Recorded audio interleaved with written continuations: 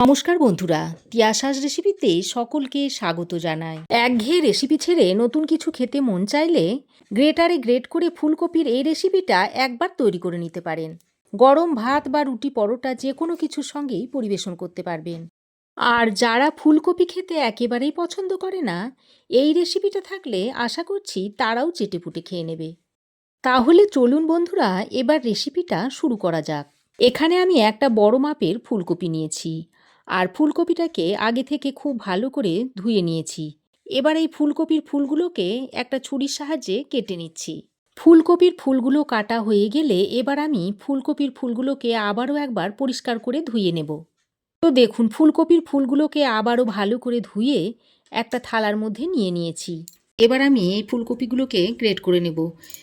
এরকম একটা গ্রেটার নিয়েছি। এই গ্রেটারের সাহায্যে ফুলকপিগুলোকে এভাবে গ্রেট করে নেব।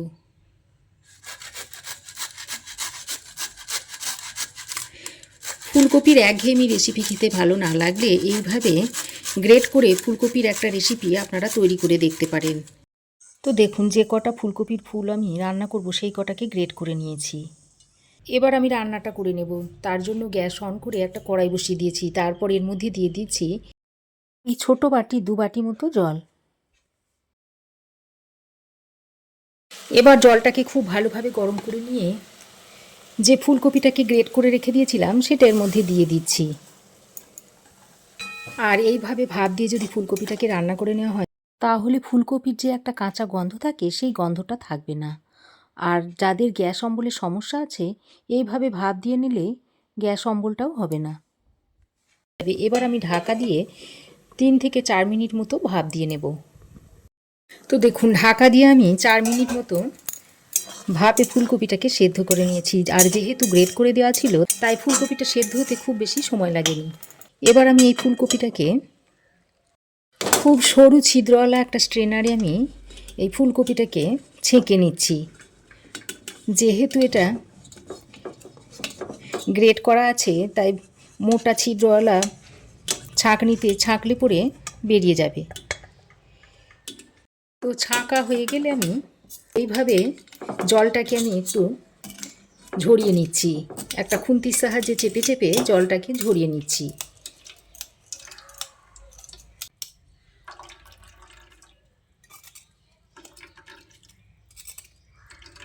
আর এই জলটা আমি ফেলে দেব। এবার আমি কড়াই গরম করে দিয়ে দিচ্ছি 1 চামচ মতো সর্ষের তেল। এবার তেলটাকে খুব ভালো করে গরম করে নিয়েছি। তারপর এর মধ্যে ছোট চামচের হাফ চামচ মতো দিয়ে দিচ্ছি কালো জিরে। আর 1 বড় চামচ দিয়ে দিচ্ছি কুচানো রসুন। 6-7 কোয়া মতো রসুন এর মধ্যে রয়েছে। এবার রসুন আর কালো জিরেটাকে দিয়ে নেড়ে চেড়ে মিশিয়ে নিচ্ছি। তারপর এর মধ্যে দিয়ে দিচ্ছি একটা মিডিয়াম সাইজের কুচনো টমেটো। এবার টমেটোটা দিয়ে ফোড়নের সঙ্গে কিছুক্ষণ নেড়ে চেড়ে মিশিয়ে নিচ্ছি।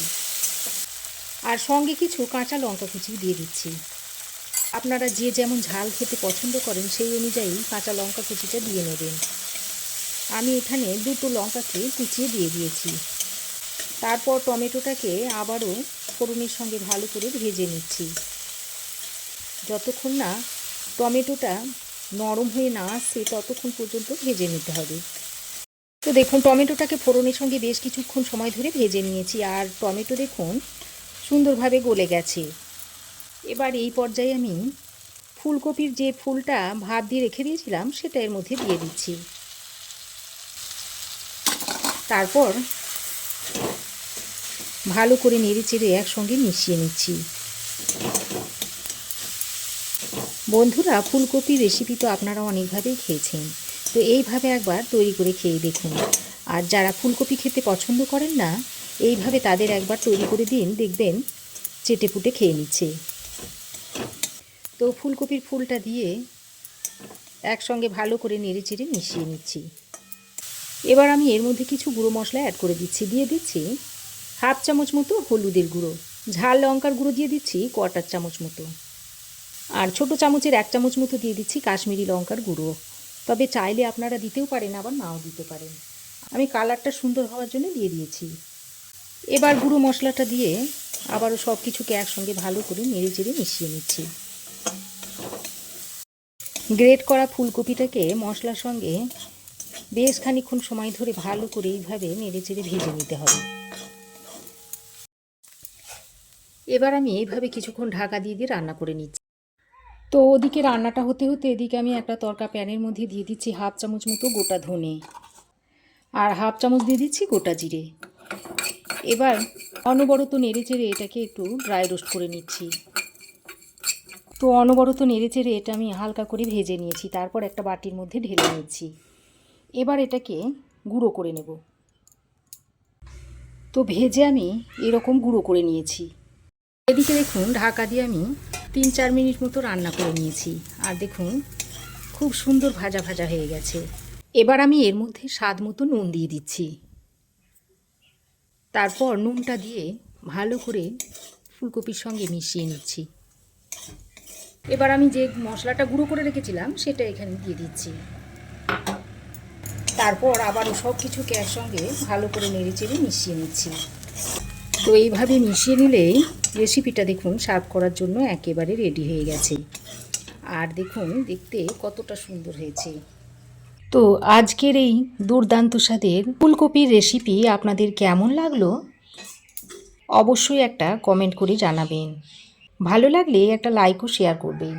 পাশে থাকা বেল আইকনটাও অবশ্যই প্রেস করে দেবেন। আর আমার চ্যানেলে যদি নতুন হয়ে থাকেন তো প্লিজ চ্যানেলটাকে সাবস্ক্রাইব করার অনুরোধ রইল। আজ এ পর্যন্তই। আবার দেখা হবে নতুন কোনো রেসিপি নিয়ে নেক্সট এপিসোডে। সে পর্যন্ত ভালো থাকবেন, সুস্থ থাকবেন। ধন্যবাদ।